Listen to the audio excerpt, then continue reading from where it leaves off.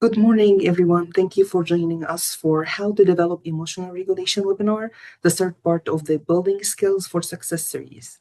I would like to welcome and introduce our presenters today, Ashley Lotfabadi, Scott Edmonds, Ernest Asante, and Carrie Pecoraro, our behavior intervention teachers from FCPS's Behavior Intervention Services. Behavior Intervention Services provides behavioral intervention and support for students receiving general education and or special education in grades pre-K through 12. Behavior intervention teachers are assigned to each pyramid and work closely to collaborate with the administrators and staff to develop systematic plans for behaviors. Please take it away. Thank you, Amal. Welcome everyone to our session on how to develop emotional regulation with your child. We're so happy you're here to join us today, and we're going to go ahead and introduce ourselves. Again, my name is Ashley Lotfabadi. I'm a behavior intervention teacher, and I support part of the Oakton Pyramid.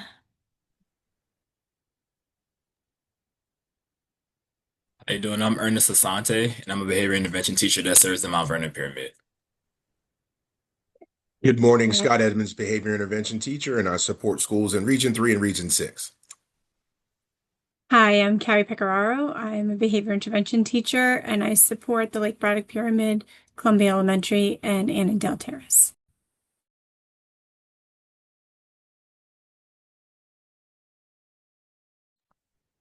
So this presentation is part of our larger Building Skills for Success series, which is digging deeper into executive function skills. Emotional regulation is one of the major parts of executive function, and we'll talk through how to build these skills today.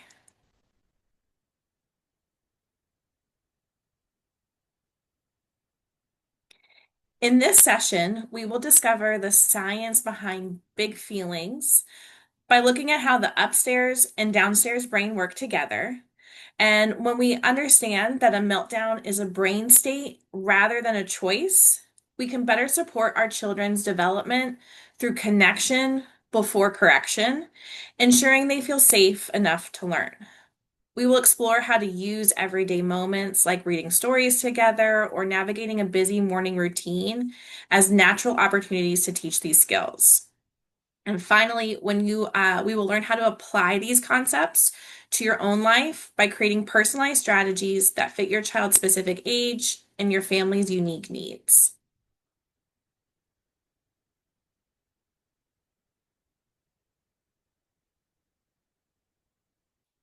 Think of executive function as the air traffic control system for your child's brain.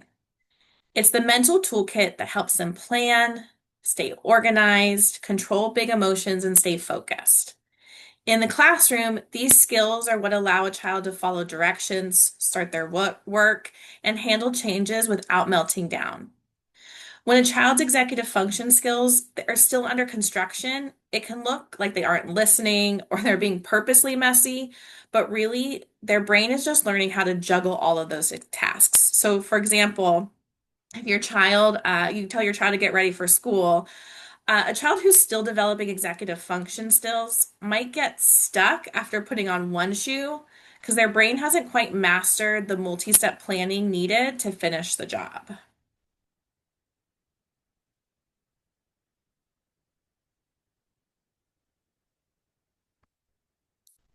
I'm not sure if you know this, but the brain doesn't finish developing until our mid-20s, which means our kids literally need to borrow our support as their skills grow. But here's the best part, even as adults, our brains are still capable of learning and changing. Executive function isn't a you have it or you don't trait. It's a set of muscles that people of all ages can strengthen with practice. For example, if you struggle with being on time, you might use a phone alarm as an external tool, and you can model that same strategy for your child while they struggle to start and finish homework. It's okay if these skills are a growth area for both of you, but by reflecting on your own challenges first, you can meet your child with more patience and grace. And this process is a marathon, it's not a sprint. So be kind to yourself as you both take it one step at a time.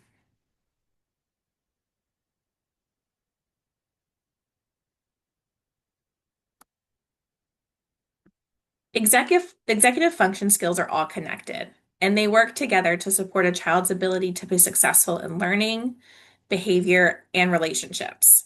Today's focus, emotional regulation, fits under self-control.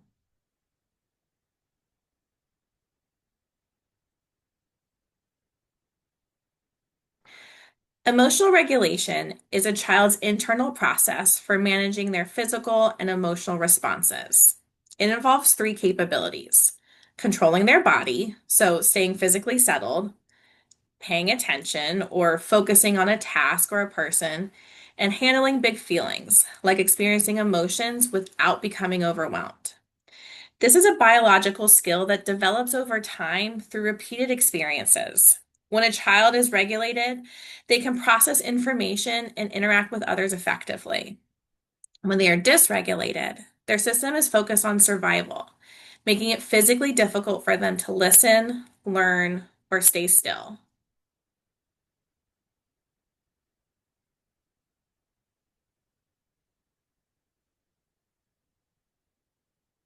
And translators, if you can read the words on the slide as well, we'll just take a moment for that.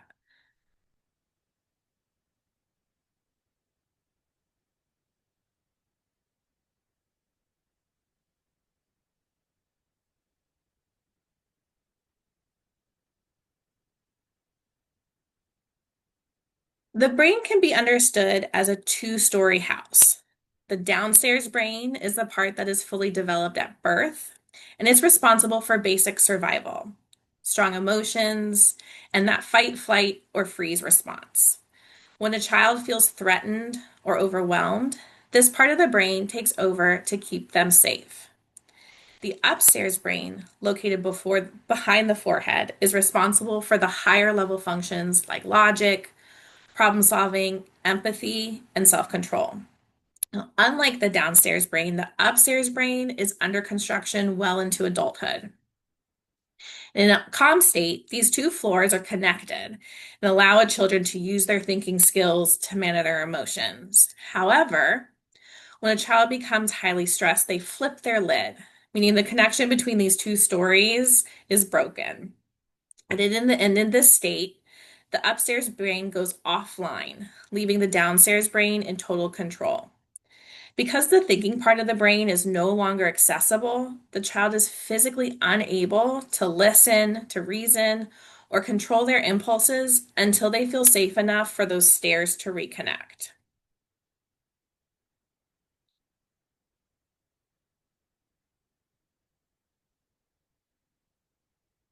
So you can use this hand model to show you kind of how it's structured. If you fold your thumb into the center of your palm and wrap your fingers over the top, your hand kind of represents the brain. Your wrist and palm are the downstairs brain, the brain stem, and the limbic system, and which manages that survival and basic emotions. Your thumb represents the amygdala. That's the part that scans for danger. When your fingers are folded over the top of, that's the upstairs brain, that's cerebral cortex. And this handles the logic and self-control. And specifically, the fingernails, if you get really into the details, represent the area right behind your forehead that allows you to think before you act. When you're calm, your fingers are tucked down, meaning that upstairs brain and downstairs brain are connected and communicating. However, when a child feels threat or an intense stress, the amygdala triggers an alarm, and this finger causes the fingers to pop up or flip the lid. And in this state, the upstairs brain is no longer touching that downstairs brain. The child is now acting solely from the lower brain, which is focused on survival. They cannot access logic or reasoning until the lid comes back down and the two parts of the brain reconnect. So you can see how I did this with my hand. This is also something you can use to teach your children kind of what's going on in their brain when they start feeling this way. And translators, please read the slide notes slide as well on this one.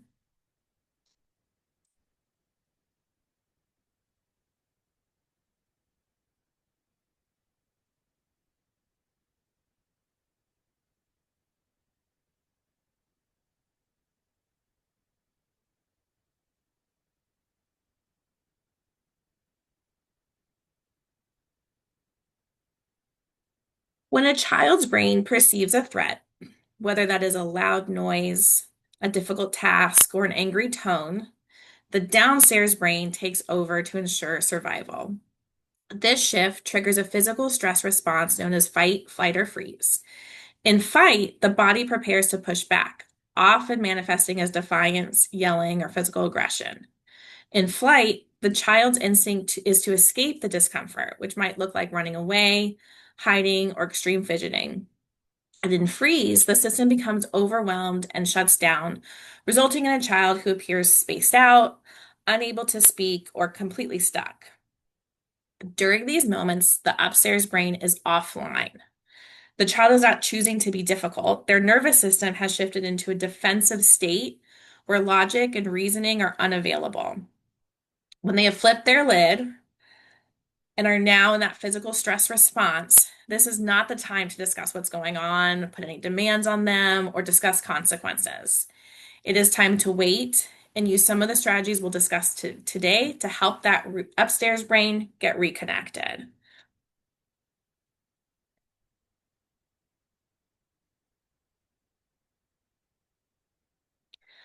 Learning how to handle feelings is a huge part of a child's success at school and at home.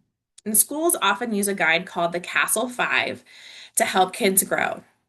This guide focuses on 5 big skills: self-awareness, or knowing my feelings, self-management, controlling my actions, social awareness, or understanding others, relationship skills, getting along with others, and responsible decision making, or making good choices.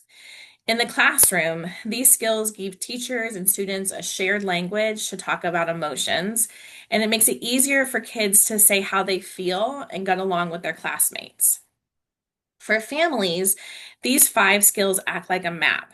Instead of just seeing bad behavior, you may look at these skills your child is still learning. So, for example, if your child is having a big feeling, they might need help naming the feeling or need self-awareness before they can calm their body or use self-management.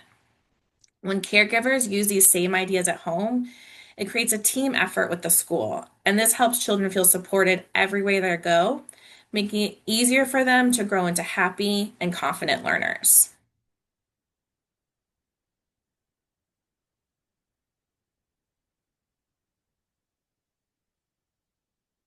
So translators, if you can read this slide.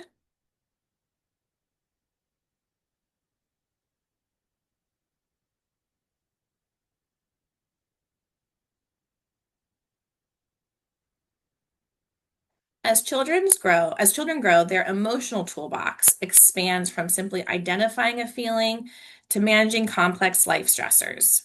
In early elementary, the focus is helping children move from acting out a feeling to naming it, which effectively supports that upstairs brain.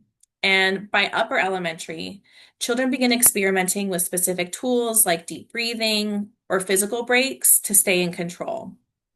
As children enter middle school, the challenges shift to social complexity. They learn to pause and use their upstairs brain to think through consequences before reacting to peers or pressure. And by high school, the goal is resilience, developing the internal strength to handle significant academic and personal stress while staying focused on their goals. By understanding these milestones, families can provide the right level of support, moving from doing it for them to coaching them through it as they gain independence.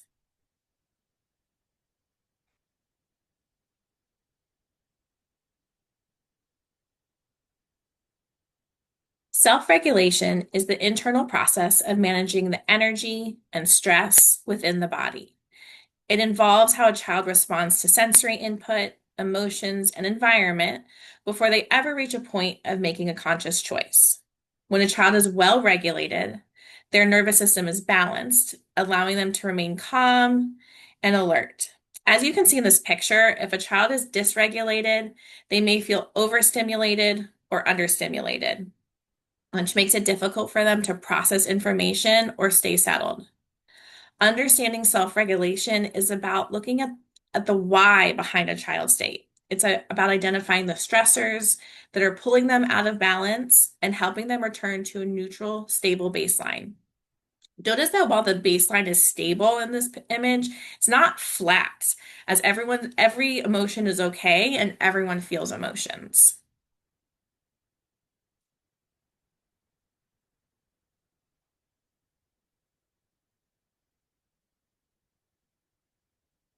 Self-control is a child's ability to stop themselves from acting on a sudden urge.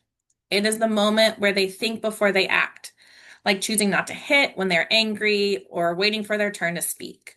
While regulation is about how the body feels, self-control is about what the child does. You can kind of think of it as like a mental pause. However, this skill is still developing in children. Children learn this skill when they're in a calm state, and it takes time, practice, and a lot of grace as children learn to use it in the moment. So, Ernest is going to share an analogy about feelings that may help when having conversations about big feelings with your child. Thanks, Ashley. Our feelings are just like the weather. Some days are sunny and happy, and some days have big, loud storms. It's important to know that feeling is bad. Just like we need rain for the grass to grow, feelings like anger or sadness are just messages from our body telling us what we need. These feelings are like clouds floating by. They might look big and dark right now, but they will always move along. Your child is like the blue sky. The clouds are just passing through, and the sun will always come back out.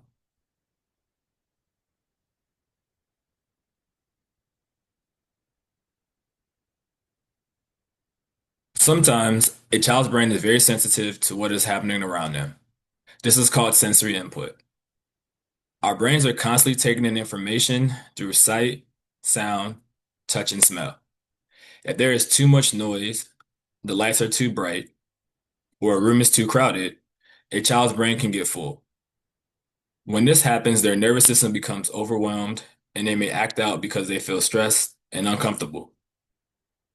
In these moments, the behaviors we see, like the covering of the ears, hiding, or even a meltdown, is actually a physical reaction to the environment rather than a choice.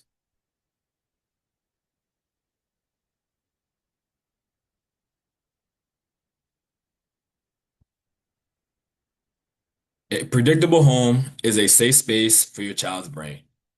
When a space is organized, it does the heavy lifting. Knowing exactly where to find shoes or a snack means your child doesn't waste mental energy on a search mission.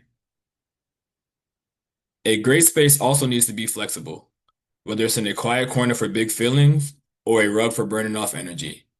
A predictable environment acts as a safety net for their nervous system. When the room is on their side, it is much easier for the upstairs brain to stay in charge.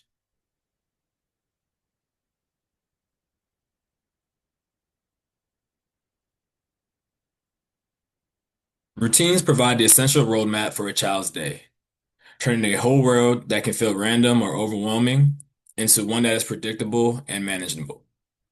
By creating a consistent structure for daily tasks, like getting ready for school or preparing for bed, routines help these actions become automatic habits. And this is vital because it saves a child's mental energy for more important things, like learning new skills and handling challenges. When a child knows exactly what to expect, their stress levels stay low, which reduces power struggles and anxiety. And ultimately, a solid routine acts as a foundation, building a child's confidence and independence as they learn to navigate their day with ease.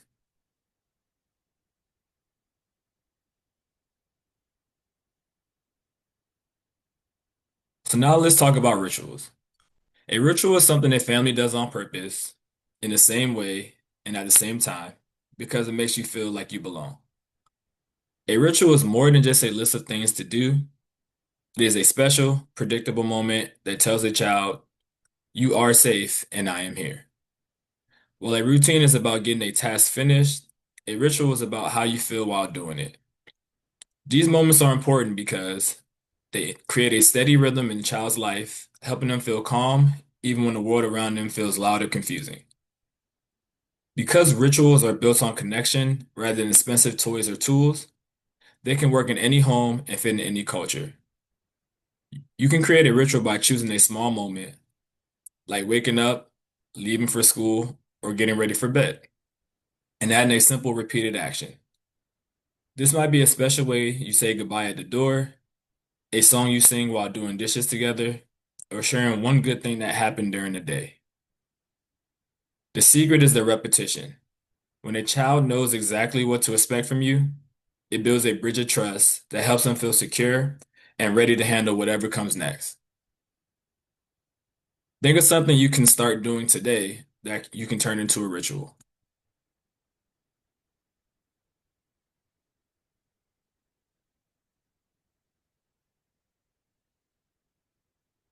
And translators, if you could take a moment to read this slide.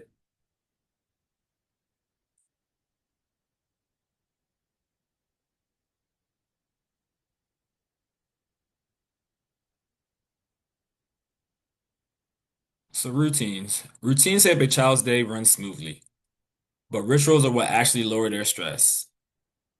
A routine tells a child what is happening, and a ritual tells the child they are safe.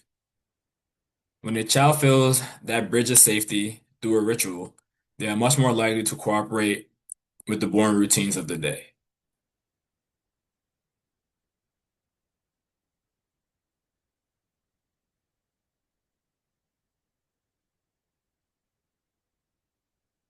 The way a day begins often sets a tone for a child's ability to regulate until bedtime. When a morning is rushed, loud, or unpredictable, a child's downstairs brain starts the day in a state of high alert. This uses up their mental energy before they can even get to school or start their activities. A calm, predictable routine acts like a safety net for the brain. So when a child knows exactly what to expect, such as the order of getting dressed, eating breakfast, and leaving the house, their brain doesn't have to waste energy worrying about what's next.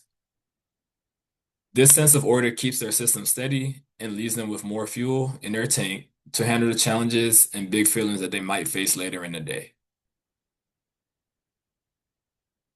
So your goal is to create a sense of flow and reducing that morning chaos. So for younger children, this means using a visual schedule with simple pictures for tasks like getting dressed or brushing teeth so they can see what's next without feeling nagged. For older children, this looks like helping them set up their own systems like a phone alarm or a checklist so they feel in charge of their time. Building in a buffer time is vital for everyone. If possible for your schedule, waking up just 10 minutes early allows for a quick connection moment, like a snuggle with your kindergartner or a casual chat over coffee with a high schooler, which helps settle their brain before the day's demands begin. You can also lower the stress for the family by prepping the night before, laying out clothes, packing out bags, and charging devices so that there are fewer decisions in emergency situations or searches in the morning.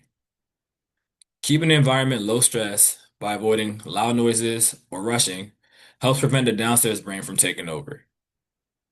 And these small steps ensure that every child, regardless of their age, leaves the house with an upstairs brain ready to learn.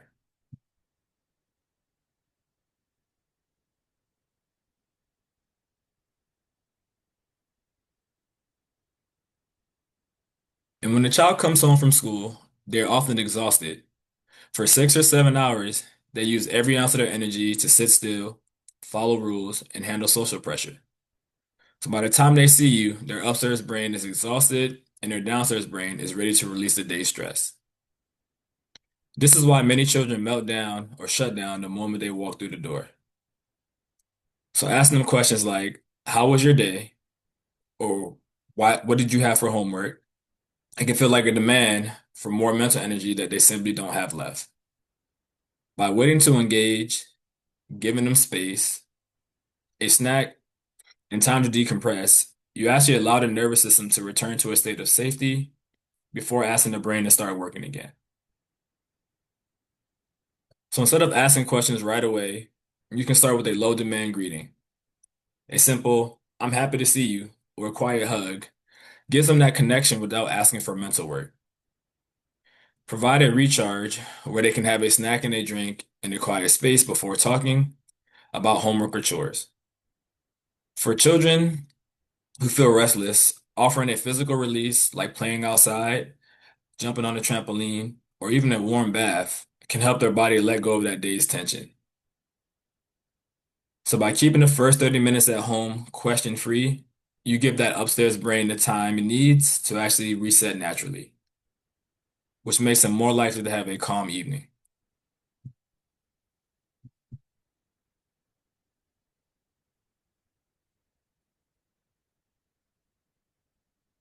So think of a calm brain like a simple equation. Safety plus connection is going to equal your calm. Everything we've talked about, the routines, the organized space, and the predictable mornings, this all builds a sense of safety. This is the physical foundation that tells the child's downstairs brain it can finally relax. But safety is only half the story. To truly get back to a good headspace, a child needs that connection. This is a personal side where they feel seen and understood by you. It's what helps their upstairs brain click back into gear. So when you can provide both, you are just stopping a tantrum. You aren't just stopping a tantrum. You're giving their body and brain exactly what they need to find their own way back to center.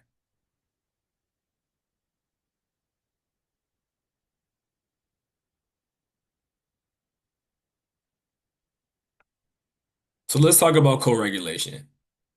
Think of co-regulation as lending your calm to your child because their upstairs brain is still under construction. They often can't pull themselves out of a meltdown alone, so they need you to be that steady anchor. When you stay steady, you're using a soft voice and a quiet presence. Your child's brain begins to mirror yours. You aren't just trying to fix a problem immediately or talk them out of their feelings, but instead, you're staying regulated so they can feel safe enough to come back down to center. You are the path that's going to lead them back to that balance.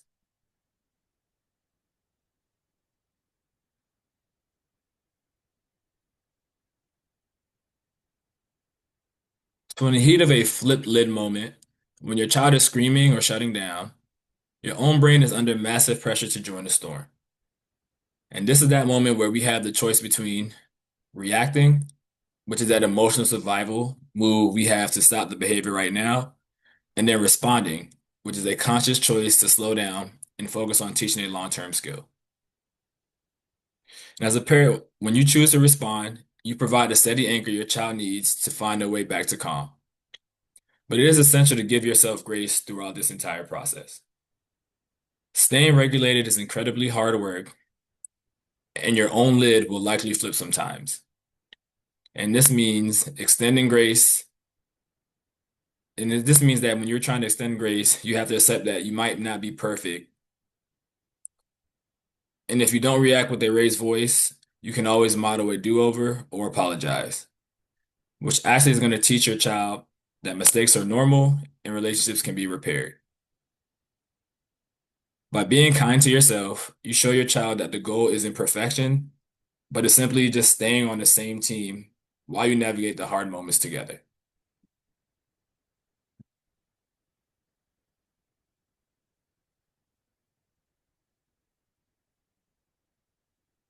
And the most powerful tool you're going to have during a meltdown is that pause. When your child is dysregulated, your brain can mistake that noise for a threat, making you want to react instantly. But by taking just one breath before you speak, you create a tiny gap between their behavior and your response. And this breath is going to send a "we are safe" signal to your downstairs brain and give your upstairs brain a moment to stay in charge. It keeps you from flipping your own lid so that when you do speak, you're an anchor of calm rather than adding to that chaos.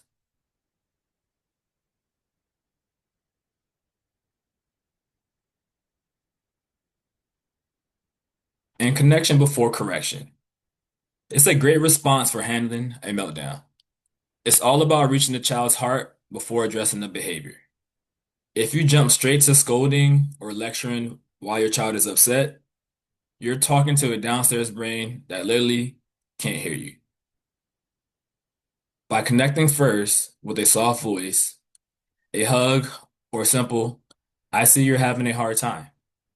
You help their upstairs brain click back into gear. So think of a connection as the bridge that leads them out of the storm. Once they feel safe and understood, they're finally ready to listen and learn. And this might be something you're already doing naturally. So just think about specific ways you're already connecting with your child.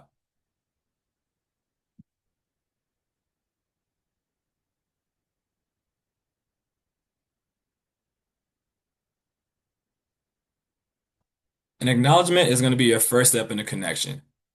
It's simply noticing that naming what your child is feeling without trying to fix it or judge it. When a child is upset, they often feel invisible or misunderstood. So by saying, I see you're really frustrated right now, you are validating their reality. And this doesn't mean that you agree with their behavior or that you get their way. It just means that you recognize their upstairs brain is struggling to stay in control. Think of acknowledgement as an emotional pressure valve. And once a child feels seen and heard, the intensity of those big feelings usually start to drop.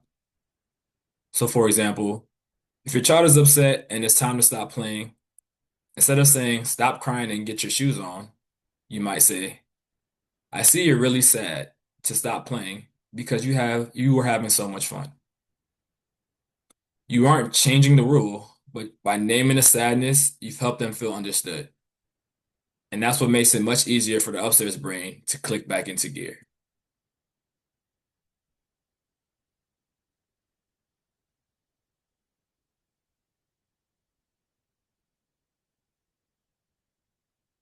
Now, once you've named the feeling, the next step is simply providing your physical presence.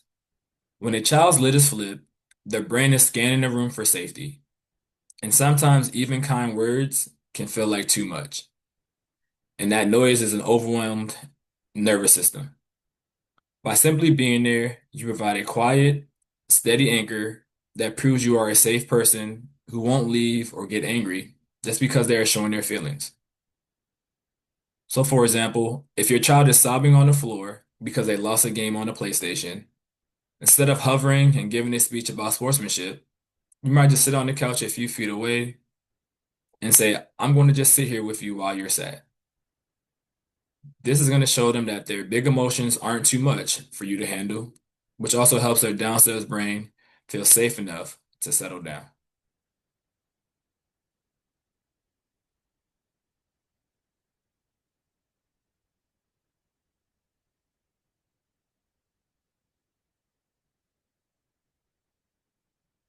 And validation is a bridge that moves a child from feeling seen to feeling truly understood. It's about letting them know their reaction actually makes sense, even if you don't like the behavior that came with it. Many caregivers worry about validating a big feeling, and that encourages a meltdown. But the opposite is true. It acts like a release valve for nervous system because the child is no longer has to fight to be heard. For example, if your child is upset because a friend didn't want to play the same game, instead of saying it's not a big deal, go play with someone else, you might say, it makes sense that you feel left out. It's really hard when a friend doesn't want to do what you're doing. But organizing the chaos of their emotions is something logical. You're helping their upstairs brain come back online so that eventually they can problem solve.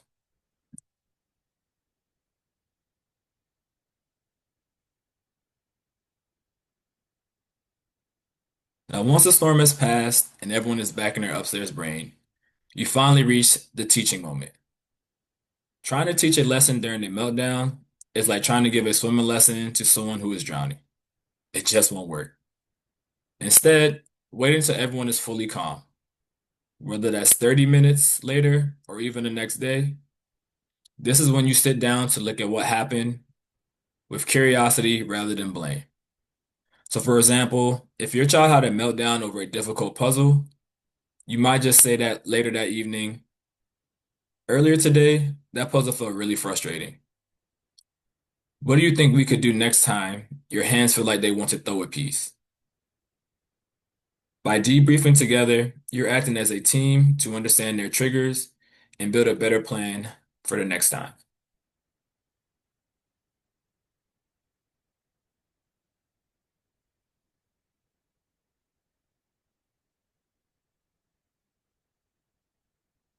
And the goal of being a caregiver isn't to be perfect.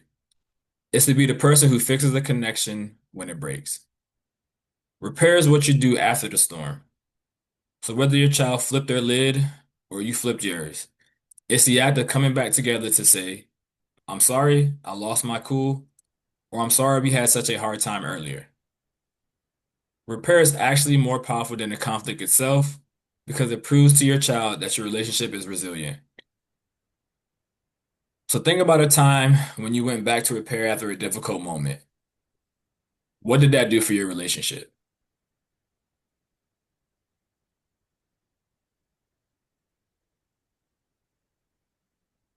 Now, for example, if you yell during a stressful morning, you might sit with your child later and say, I was feeling very rushed this morning and I used a loud voice. That didn't feel good and I'm sorry. Can we have a do-over hug? And this simple reset teaches them that mistakes don't end a connection. They're just opportunities to come back together even stronger. So now Scott is going to take us over to share about building your child's emotional toolbox.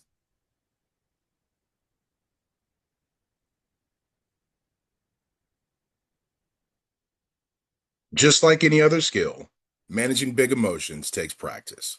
We can't expect a child to use a tool for the first time in the middle of a crisis. Frequently practicing emotion regulation strategies makes it easier for children to use them when they are actually experiencing stress. By building this toolbox during calm moments, we are creating muscle memory. When a child feels their lid is starting to flip, they won't have to think hard about what to do. Their brain will already know which tool to grab because they practiced it 100 times before.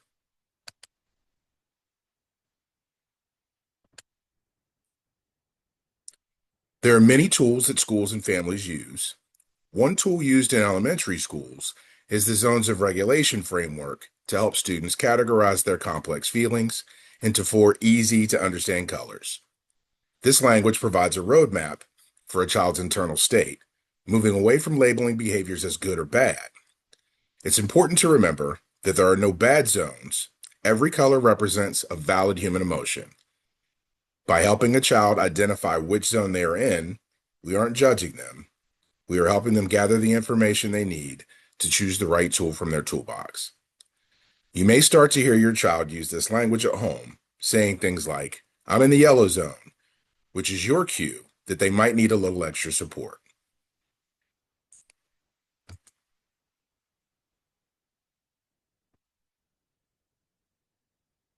For older children, you might use the feeling thermometer. While the zones of regulation categorize the type of feeling, the thermometer measures the intensity. By checking their temperature, older kids can learn to spot the early signs that their upstairs brain is starting to struggle. This awareness allows them to use a tool while they still have enough logic online to make a good choice, rather than waiting until the downstairs brain is taken over completely.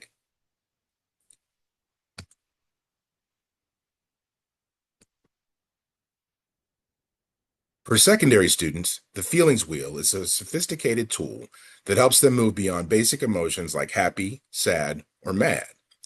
As students get older, their experiences become more complex, and their downstairs brain can often feel flooded by emotions they can't quite name. The wheel starts with core emotions in the center and fans out into more emotions on the outer edges. By helping a student pinpoint exactly what they are feeling, moving from angry to disrespected or frustrated, we help the upstairs brain by making the emotion feel more manageable and understood.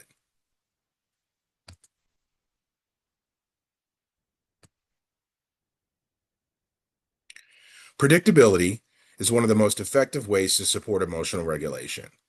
When a child knows what to expect, their upstairs brain can stay engaged and prepared. In contrast, sudden changes or unknown expectations can trigger the downstairs brain's alarm, leading to meltdowns.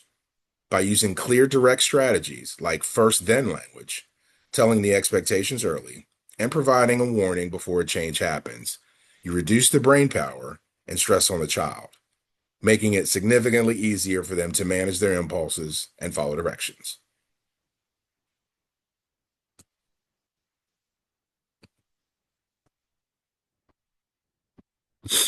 To help your child handle difficult tasks, you can teach them to use an inner coach script.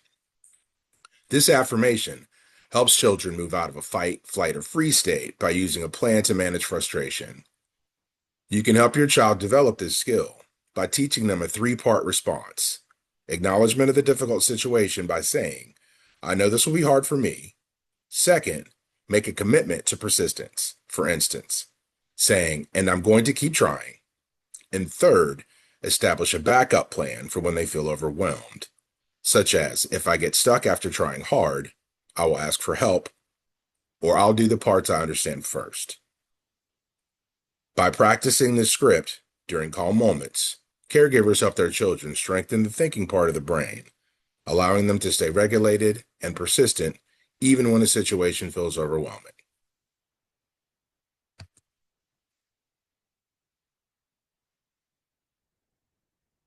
Movement is one of the fastest ways to help a child change how they're feeling.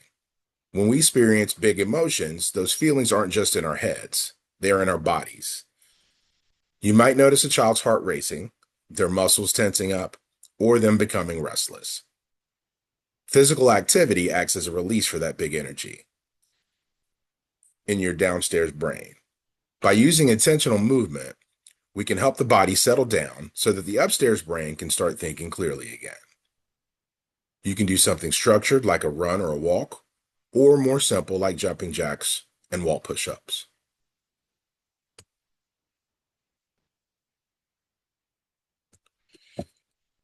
Deep breathing is one of the fastest ways to calm the nervous system. When a child feels overwhelmed, their body goes into stress mode. Their heart beats faster, and it becomes hard to think clearly. Slow, steady breathing sends a signal to the brain that the body is safe. This helps the upstairs brain work again. The goal of deep breathing is not to fix the problem right away. The goal is to calm the body enough so the child can stop reacting and start making good choices. For younger children, you can teach deep breathing by having them pretend to blow out candles. This makes the skill easy to understand and practice. For older children, box breathing is helpful. Let's try it together.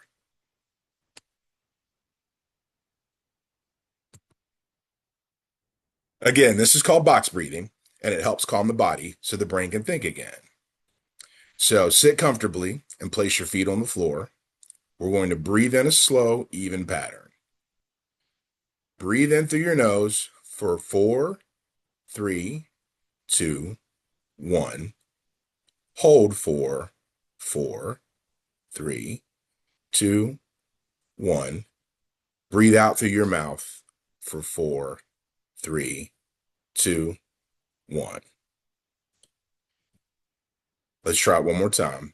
In 4, 3, 2, 1. Hold 4, 3, 2, 1. Out 4, 3, 2, 1. Hold 4, 3, 2, 1.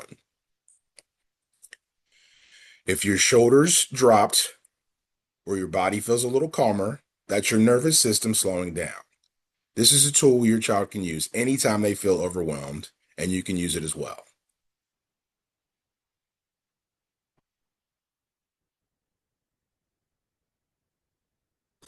When people feel stressed, their muscles often tighten without them noticing.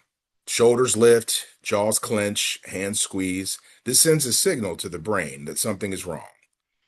One way to calm the body is to tighten one group of muscles for about 5 seconds and then let go. This helps the body learn the difference between tension and relaxation. Releasing the muscles helps calm the nervous system and move the body out of high alert. This strategy works especially well for older children because it is private. They can quietly tense and relax their toes or leg muscles during a test or stressful moment without anyone noticing. This skill teaches children that even when they cannot control what is happening around them, they can control how their body responds. When the body relaxes, the upstairs brain can work again.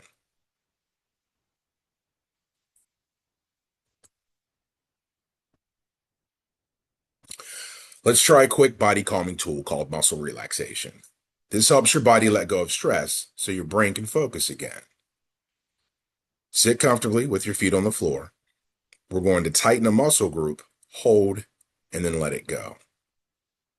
Start with your hands.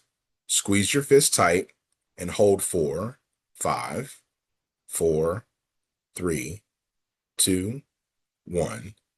Now release. Let your hands feel heavy and relaxed. Now your shoulders. Lift them up towards your ears. Hold for 5, 4, 3, 2, 1, and drop them down. Now your legs. Press your feet into the floor and hold for 5, 4, 3, 2, 1, and let go. Take a slow breath in and out. If your body feels a little looser or calmer, that's your nervous system settling. This is a tool children can use quietly, even under a desk or in a chair, when they start to feel overwhelmed.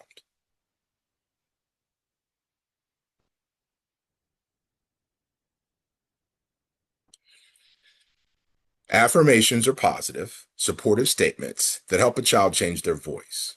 When a child is struggling, their downstairs brain often fills their head with "I can't" or "this is too hard." Affirmations act as a tool for the upstairs brain to talk back to those negative thoughts. By repeating phrases like "I can do hard things" or "it's okay to make mistakes," children can learn to coach themselves through difficult moments. Over time, these practiced thoughts become the default setting for their brain, making it easier for them to stay regulated when things go tough. Let's talk about the affirmation on the screen. I can be overwhelmed and I can handle this. This affirmation is particularly effective because it uses the power of "and." Most children and adults feel that if they are overwhelmed, they are failing or out of control. By saying "I can be overwhelmed and I can handle this," you are validating the intense experience of the downstairs brain without letting it take over. It teaches the upstairs brain to acknowledge the difficult emotion while reminding the child of their own strength and resilience.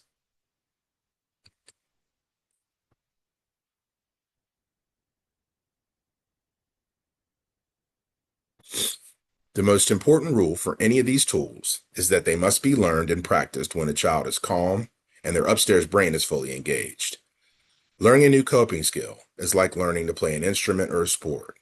It requires repetition in a low-stress environment to become a habit. If we only suggest a breathing technique or an affirmation when the child is already in the middle of a flipped lid moment, the downstairs brain will likely reject it as a demand or a threat. By practicing these strategies, like breathing strategies in the car, affirmations at bedtime, using the inner coach during dinner, we build the brain pathways necessary for the child to actually use those tools when they are needed.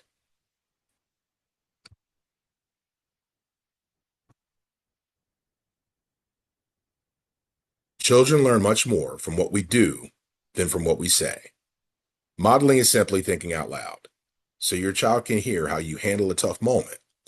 When you walk through your own feelings and how you plan to fix them, you are giving your child a script they can use for themselves later. It shows them that even adults have big feelings, and we have ways to stay in control, turning everyday frustrations into a learning moment. Let's talk through what to model and some ways to model.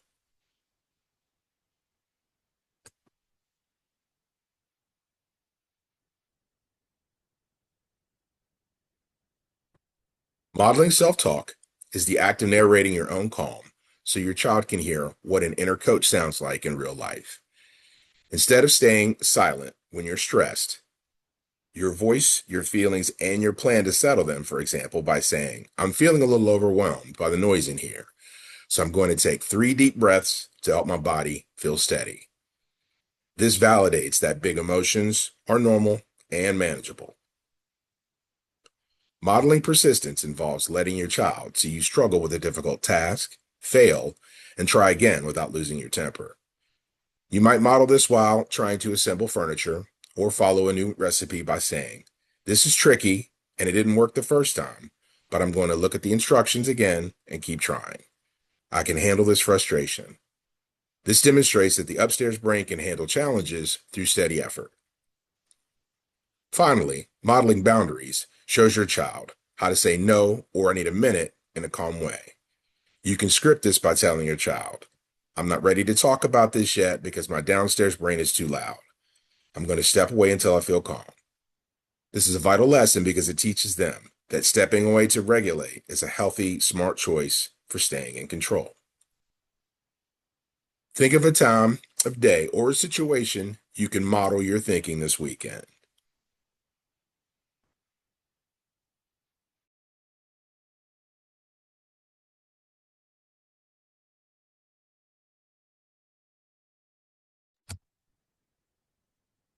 To help children learn how to stay in control, we can use 4 simple types of modeling that show the upstairs brain in action. The wait time model teaches patience by showing your child a small action like taking a sip of water they can do while they wait for something they want. To demonstrate this, you might say, I'm so ready for my coffee. My brain is telling me to hurry up, but the machine is still working. While I wait for the beep, I'm going to put these dishes in the dishwasher to give my hands a job. It helps me stay patient while the timer counts down. The physical reset helps them connect their body to their feelings by talking out loud. When your muscles feel tight and showing how a stretch or a shakeout can help you relax. You might say, whew, that call was tough. I can feel my shoulders squeezing up toward my ears and my chest feels tight. That's my body telling me I'm stressed. I'm going to do a big overhead stretch and shake out my hands to let that energy go.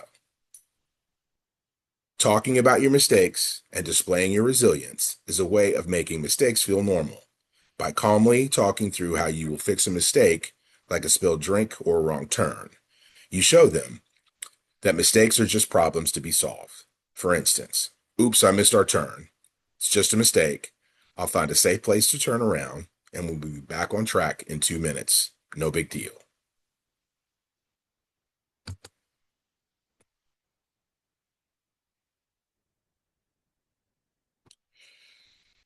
Books are one of the best ways to teach emotional regulation because they allow children to see big feelings from a safe distance.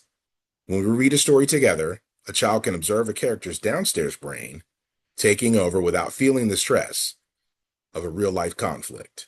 This creates a perfect practice zone for the upstairs brain. By talking about what a character is feeling and how they might calm down, you are helping your child learn strategies they can use when they face their own tough moments. With younger kids, the goal is to name it to tame it. As you read, pause and look at the pictures. Ask questions like, look at his face. Do you think his downstairs brain is in charge right now? Or, what could she do to help her body feel safe again? By narrating the character's journey from upset to calm, you are giving your child examples of how others regulate. You can even practice the character's calm down moves together, like taking a deep breath along with the hero of the book.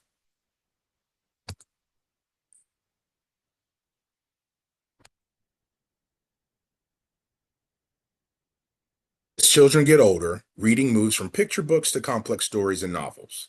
At this stage, use the characters to discuss emotional strategy. Instead of simple labels, talk about the character's internal inner coach. You might ask, why did the character react that way instead of taking a step back? Or what was the turning point where their upstairs brain took over? For older children, books and even movies provide a way to talk about high-stress situations like peer pressure or failure, without it feeling like a lecture about their own life. It allows them to analyze regulation strategies objectively before they have to apply them personally.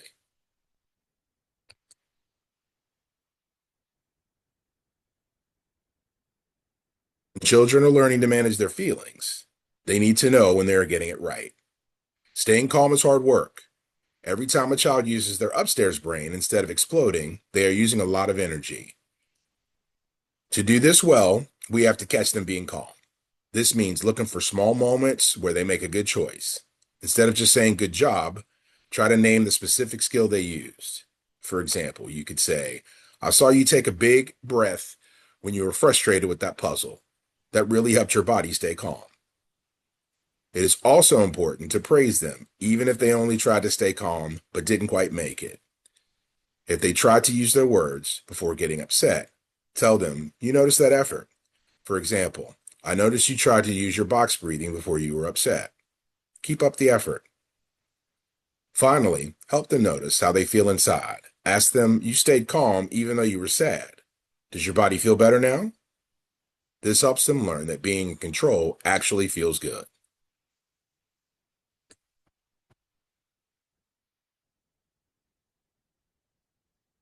Every child's brain is wired differently, which means there is no one-size-fits-all tool for staying calm. To find the right tools, watch closely to see how your child responds to different strategies. The goal is to build a personalized toolbox filled only with the things that actually help your child's upstairs brain stay in charge. As children get older, it becomes even more important to let them lead the way in picking their own tools. Instead of telling them what to do, you can brainstorm together to create a calm down menu of their favorite ideas. For older children, this might be listening to a specific song or taking a short walk, while a younger child might choose a favorite fidget, song, or book. Think about yourself. What would you actually put on your menu? You go for a run, you listen to loud music, sip tea. Think about your child and what might be on their menu. When a child helps choose their own strategies, they feel more in control and are much more likely to use those tools when they feel their downstairs brain starting to take over. This turns emotional regulation into a personal skill for which they can be proud.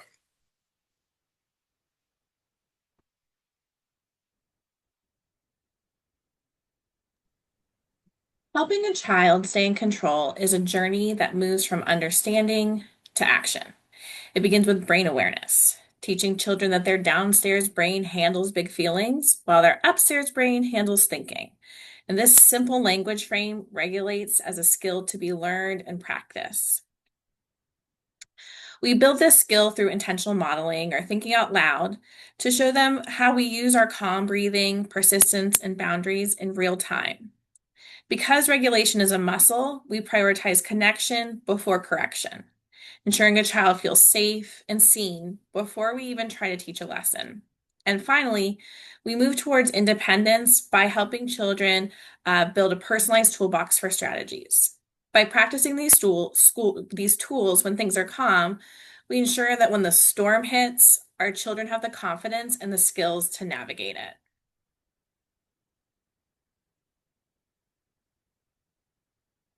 As you begin using these strategies, remember that building emotional regulation takes time and development.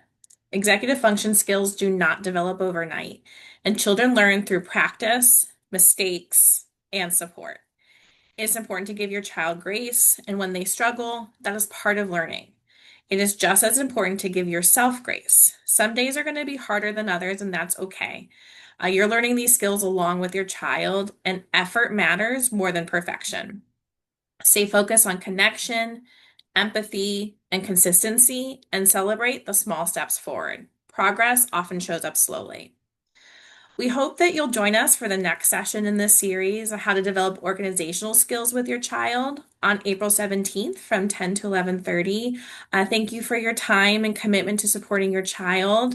And Amal, I think we're ready for the Q&A. I know there's been a lot of questions that people have already put in. So we'll go through Yes. and kind of talk through them. Okay, thank you so much for the wonderful information that you have shared and for all who attended with us.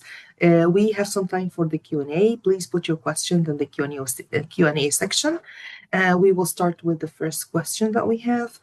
My child has a genetic disorder that has affected my child's brain structure, resulting in an enlarged amygdala, leading to increased time living in that downstairs brain state, and that flipping the lid state being very easy to switch into. How can I help my child's school understand the difficulty in responding to his reactions and increased perceptions of fear as an involuntary switch in brain state and not a choice to be bad or intentionally upset classroom mates with big feelings? Yeah, so it sounds like you are living this upstairs, downstairs brain much more than all of us with knowing that there's this enlarged amygdala. And it's really great that you have that information to be able to communicate what that means, right? Being able to say he has an enlarged amygdala, and then you can use the hand model we talked about today and kind of this model to explain to the teachers that kind of what is going on in his brain.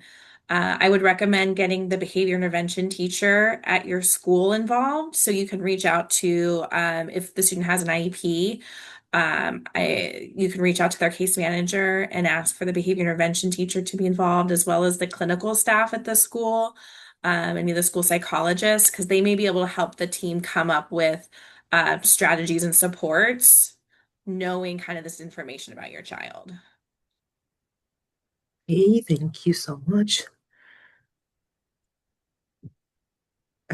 The second question we have is if the elementary student is currently only having problems with emotional regulation outside of school, is there any assistance the school can provide? I think bringing the school team together is always a good idea. Talking to your classroom teacher or the counselors and figuring out kind of what is going on at school, and kind of having that partnership. Also reaching out to the social worker. They may be a really good support as with that outside of school, being able to give you suggestions on resources that are available outside of school that can kind of help. You. My 13 years old was able to regulate her feelings 2 years ago. Puberty has completely thrown her ability to cope out of whack. She is she is in counseling, but do you have any other suggestions, especially for adolescents? The other day she went into a crying spell, and while I knew it was just hormones, her frustration will not will with not being able to use her typical coping skills made her spiral more. Knowing is half the battle, right? So, I mean, I think recognizing that puberty is one of the major culprits to what's happening. It helps a great deal. I think some of the breathing techniques that we talked about, might be helpful, and that's a tough sell to adolescents, honestly, to get them to maybe engage in some of those things. But again, we talked a little bit about things that they could do privately, so there's no stigma involved. So maybe just the tense, untense, kind of thing that they can do on their own might be helpful.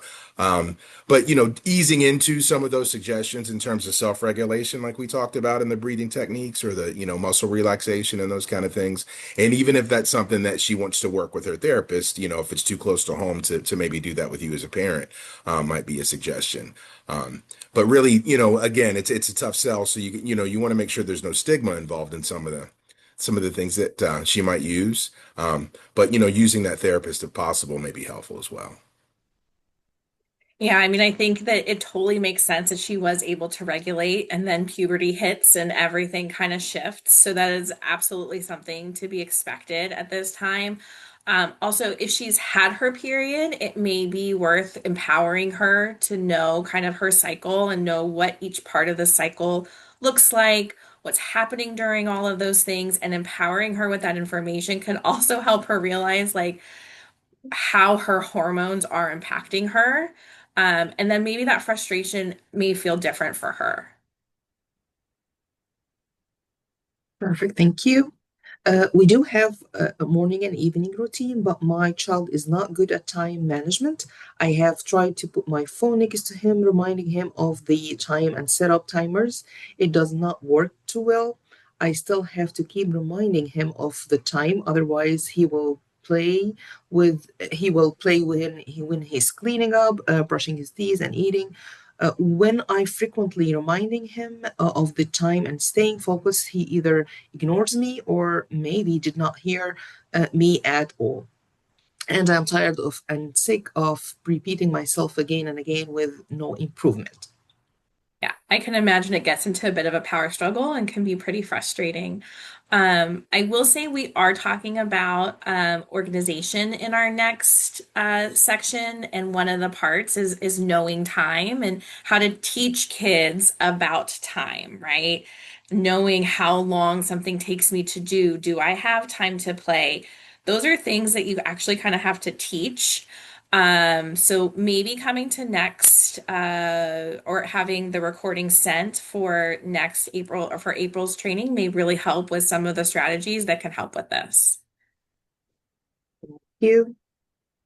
Well, we have a participant who thanking you for the wonderful presentation and sharing that you combined areas of what I need to work on with my spouse needs to work on. I love the space. So we read the slides and they translate. It gives my brain some time to process and write notes too. What suggestion might you have for a senior in high school who is extremely burned out and eager to be done? They always want to distress and hang out on the computer. They also are trying to be independent, and you in a way, all normal is as appearing to leave home, but we might not have built a great connection and they resist us reaching out to connect. Any ideas to get them to connect when screens are ruling our world? Well, I would say all of this is to be expected. I feel like there's a lot of unsaid things happening in your home right now. You have a high schooler who's navigating the end of high school and what the future looks like, and you're navigating kind of this new independence, and there's kind of a lot of stuff going on. And so it totally makes sense that they say they're stressed out because there's a lot of stuff going on internally that they may not be sharing with you or even aware of, but it still can be impacting them. One thought that I kind of had as I was reading this was it's important to stay connected and that connection, but the connection's going to look different as students get older and children get older, right? What you were doing in kindergarten and first grade to stay connected may look different for how you're going to connect with your 12th grader and kind of their view of you as the parent, right? You're really going to be more of that mentor, coach view rather than like the main person in your life that they're going to for all your questions as they were when they were younger. So I think navigating that role change and figuring out a way to kind of be there to let them know that you can be a resource to them.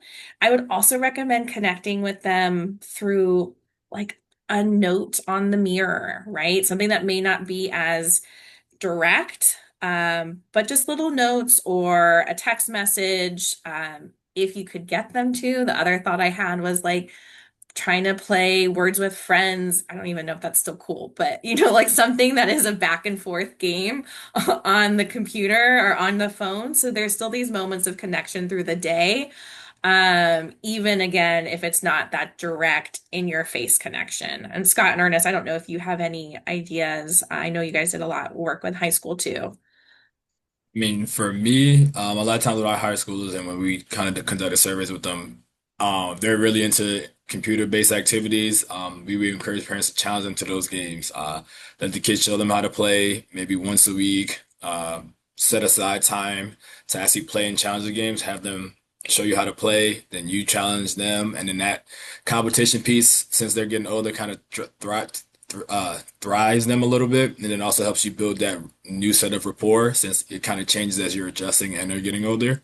So that's a way to connect, and then just figuring out what other interests they may like and just trying to invest and learn about that.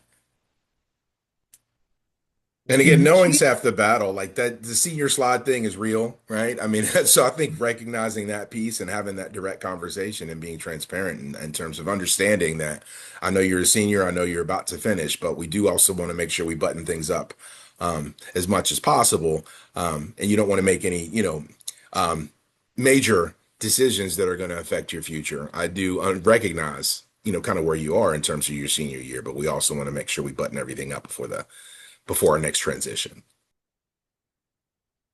Thank you. What about when the child's big emotions are too much for the caregiver to handle? It's another big area for transparency, I think. I mean, I think, making sure that you're as honest as possible, with the child. You're human, and we talked through that a bit through the slide deck. Making sure that they understand you're human and that, you can try to model some of those things when you're trying to get yourself regulated. But thinking about the self-regulation piece and then how that relates to co-regulation, and talking, through that. But, honestly, making sure that they understand it's overwhelming for you also. When they escalate, we escalate often. So it's counterintuitive often for us to try to get ourselves calm to help them get a little bit more calm. But open dialogue and transparency, I think, goes a long way. Just making sure that they know that you're getting flooded also in those situations. I also think reaching out to your pediatrician and talking to them about if the big emotions are too much for you to handle, um, letting them know what's going on in the home, and seeing kind of what suggestions they may have, as well as reaching out to the school social worker. They may be a really good resource for you, on resources that are available outside of the home to help you kind of navigate some of those things as well. Yeah. Aside from school, what community services or professionals are recommended to help elementary aged with emotional regulation? So I think I kind of just answered that. But I would Mhm. definitely say your pediatrician is always a good resource. They're going to have kind of the developmental information and kind of know your child's history.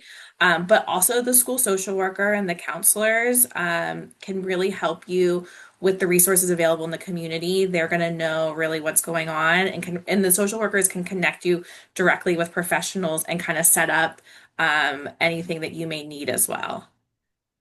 I also would like to chime in and say that we do have some resources in the Family Resource Center that could be helpful. So please reach out to us. We can share you a list of providers or at least some recommendations of some organizations who offer kind of support to groups or something similar to that. Thank you. Do you have any recommendations of specific books for elementary and secondary where the characters demonstrate regular regulation strategies? Yeah, I'm actually been on my phone in between Q&As or questions because I saw that and I have a really good book that I've read with my daughter. I cannot figure out the little girl's name, but it's a little girl's name and other people's feelings. It's about a girl. She's probably pretty empathetic, and she all throughout the day kind of like put on these students, the people in her neighborhood's feelings. And at the end, her father noticed, and her father actually coaches her through what to do and kind of to breathe and come up with some animal that she wants to be. And my daughter loves that book. She asks to read it frequently. So that's like a really specific example. And Amal, I can also share a list of books that we have, so that whenever you share the slides and the presentation, the families, I can send a list of books as well.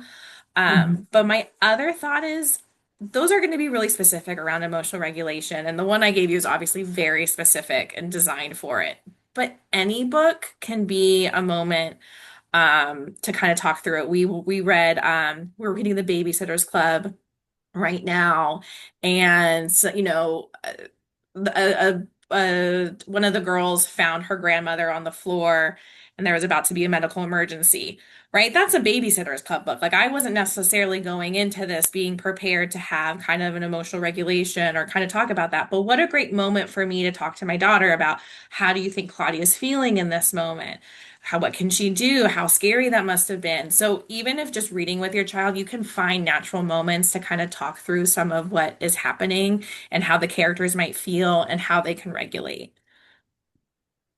Thank you. And also, we do have extant library materials at the Family Resource Center. We can make you some recommendations. I will make sure to find a list of that as well and attach it to the follow-up email with the list that Ashley will be sharing with us as well. Okay, so we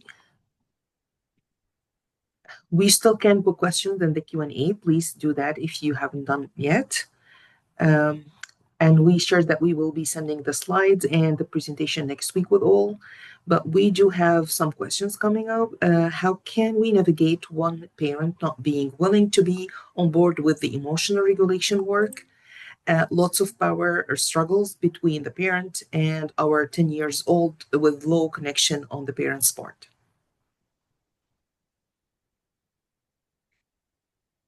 Sharing with them the information. I mean, I don't know, Scott, if you want to share a little bit too, but I think as much as you can in kind of those non-escalated situations, right? When it's just the two of you talking, share, hey, I went to this presentation today. They talked about the hand model of the brain. Did you know this is what happens to the brain?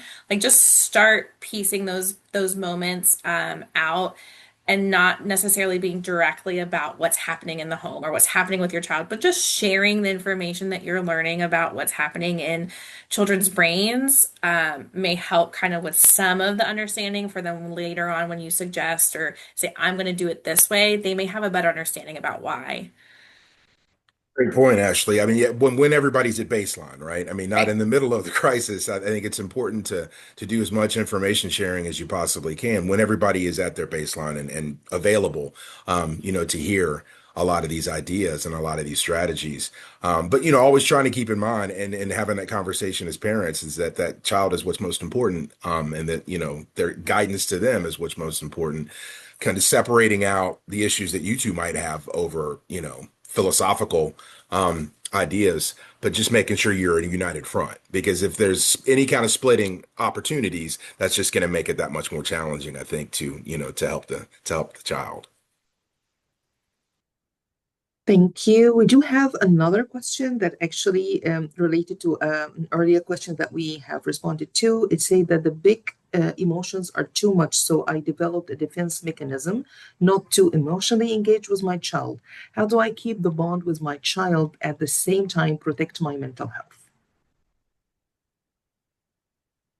I mean, that's pretty tough. I mean, I think that is a good defense mechanism to know that when you're going to go into a situation, you're not going to emotionally engage.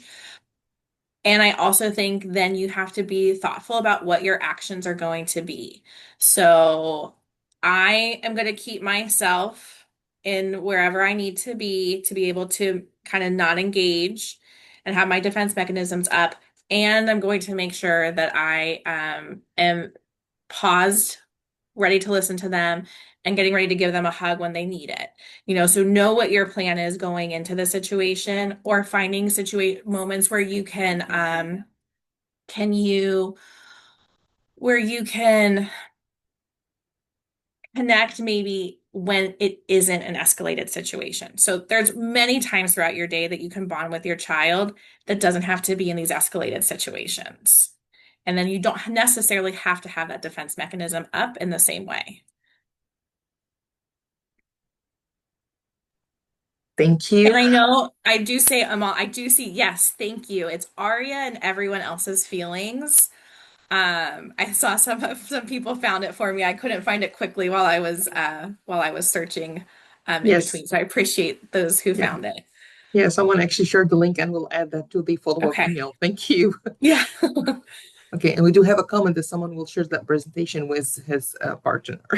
Yeah, I have a friend who has just signed her husband up for these courses, even though she's not planning to attend. Or do you think that he will be able to attend for work? But she does know that then he will get the emails, he will get the information. And I know someone asked about whether speaker notes are included in the slide deck. There's not, but this was recorded, which is kind of the point of that. So you can always go back to the recording and kind of hear it again. Sure. And as we said, we will send the slides. We do have one last question, and the question Yeah. is actually asking about if you know of any research that actually proves that or studies that shows the group activity works, like the relaxation or stretching with box breathing. Do you have any information about if those studies or have been working, that those activities or groups have been working? That's interesting. I actually don't. Amal, can you show me where that question is just so that I can? Actually, it came via email because the person could not put it. So it says, Oh, is perfect. there any research you know about that shows benefits to groups like teens for groups formation or relaxation or stretching with box breathing? Any studies that shows group activity works? I am not familiar with any research necessarily that says specifically around the groups. working, but I think any chance that the students can and the children can learn those skills, whether it's in a group or in the classroom or in with their home and their families, there is research that says those strategies can help regulate the nervous system. Thank you. It seems like we do not have more questions for today. Thank you all for the great presentation and answering all the questions that we have, and for all who attended with us. Please put your feedback in the form that we have shared in the chat, and we will send that form in the follow-up email. Thank you all, and have a wonderful day. All right, thank you.